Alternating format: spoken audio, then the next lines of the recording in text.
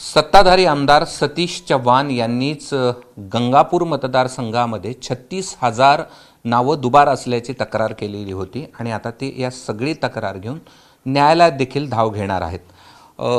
तुम्हाला का असं वाटलं की या सगळ्याची आता न्यायालयातच तुम्हाला दाद मिळेल? असं आहे की 3.5 लाख मतदार विधानसभेच्या वेळेस होते आणि प्रशासनाने विशेषतः निवडणूक आयोगाने निर्णय असा घेतला की तीच यादी जिल्हा परिषदला वापरायची, नगरपालिकेला वापरायची.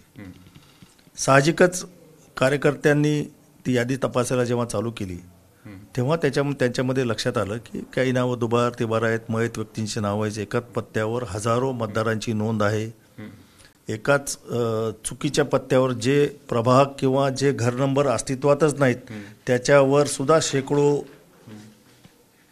मतदारांची नोंद आहे. त्याच्यामुळं मी पूर्ण यादी तपासायचा निर्णय घेतला कार्यकर्त्यांच्या मदतीनं. पूर्ण यादी तपासल्यानंतर असं लक्षात आलं की जे पत्ते अस्तित्वातच नाहीत त्या पत्त्यावर जसे दत्तनगर 7, दत्तनगर 1, दत्तनगर 9, दत्तनगर 12 असे फिक्शिशियस. तुम्ही दाखवताय कॉलनी शिवनेरी रांजणगाव, एकूण मतदार 1760. हे एकाच घरात मतदार आहे तेवढे, एका घरात 1700. हो असं दिसतंय, म्हणजे मतदार यादीहून दिसतंय असं. आपल्याला माहित नाही आता त्यांनी कसं काय केलं ते. आणि प्रत्यक्षात पाहणी केली. प्रत्यक्षात आमच्या कार्यकर्त्यांनी प्रत्येक म्हणजे 3.5 लाख मतदार तपासले. त्यापैकी वानगी दाखल काही घरांच्या पत्त्यावर शोध घेतला असता ते घराचा पत्ताच अस्तित्वात नाही. जे एखाद्या ठिकाणी पत्ता दाखवला असेल ती पिठाची गिरणी निघाली.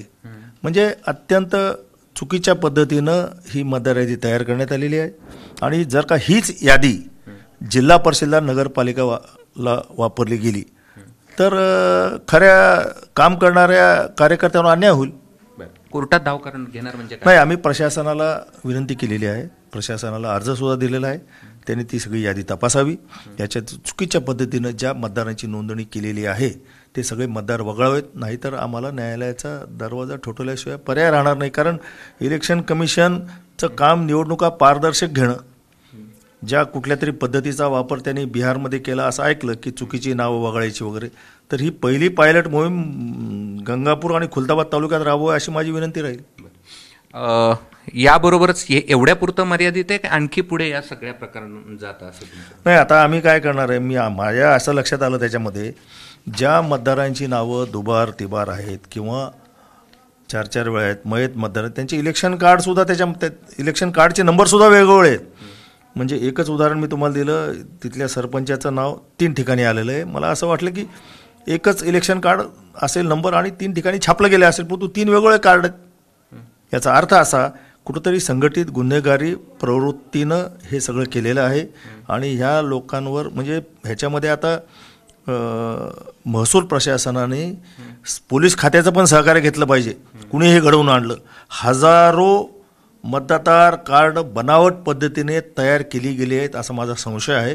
आता आमचे कार्यकर्ते हुडकत आहेत, त्याला किती वेळ लागेल मला माहीत नाही, परंतु प्रशासनाचं सुद्धा काहीतरी कर्तव्य आम्ही जेव्हा पुरावे दिले तेव्हा एवढी माझी अपेक्षा आहे. मतदान कार्ड बनावट तयार केले म्हणजे नेमकं असं आहे की मतदार कार्ड एकाच व्यक्तीचं 3 ठिकाणी नाव आल्यानंतर आमची अशी अपेक्षा होती की एकच मतदार कार्डावर 3 वेगवेगळ्या पानावर नाव छापलं गेलं असेल, चुकून झालं असेल, पण तिघांचे नंबर जेव्हा वेगवेगळे असतील याचा अर्थ ते बनावट कुठलं तरी एक खरं असेल की नाही.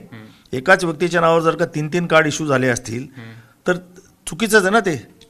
आणि काही मतदार तर सापडतच नाही, म्हणजे ते काल्पनिक मतदार, त्यांचं कार्ड पण तयार, त्यांचे कार्ड सुद्धा कार्ड नंबर त्याच्यासमोर लिहिलेला, परंतु त्या पत्त्यावर गेल्यावर किंवा अख्ख्या रांजणगाव मध्ये हे मतदारच सापडत नाहीत. नाहीच आहे याचा अर्थ हे फिक्शिशियस मतदार आहेत, काल्पनिक मतदार आहेत.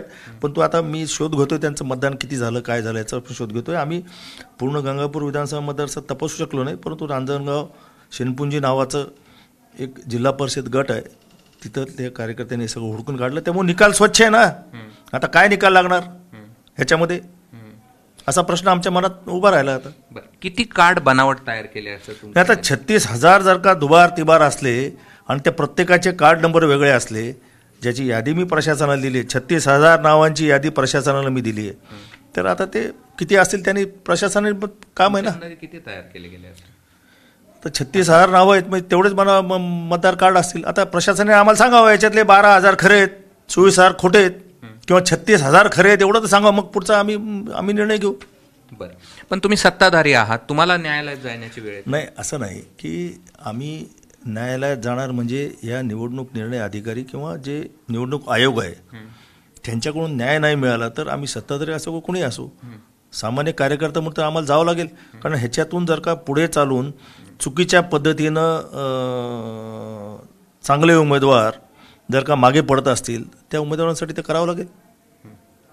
ठीक, हे होते सतीश चव्हाण आणि त्यांनी स्पष्ट आरोप केलेला आहे की केवळ नावं दुबार नाहीत तर त्यांच्याकडे जी माहिती आहे त्यानुसार त्यांचे जे इलेक्शन कार्ड आहेत ते देखील बनावट तयार केल्याचा त्यांचा संशय आहे आणि त्यांनी ही यादी जी आहे ती 36,000पर्यंतची शासनाला दिलेली आहे. आणि जर शासनाने या सगळ्या संदर्भामध्ये लवकरात लवकर निर्णय नाही घेतला तर न्यायालयाचे दरवाजे ठोठावण्याचा इशारा देखील त्यांनी दिला आहे.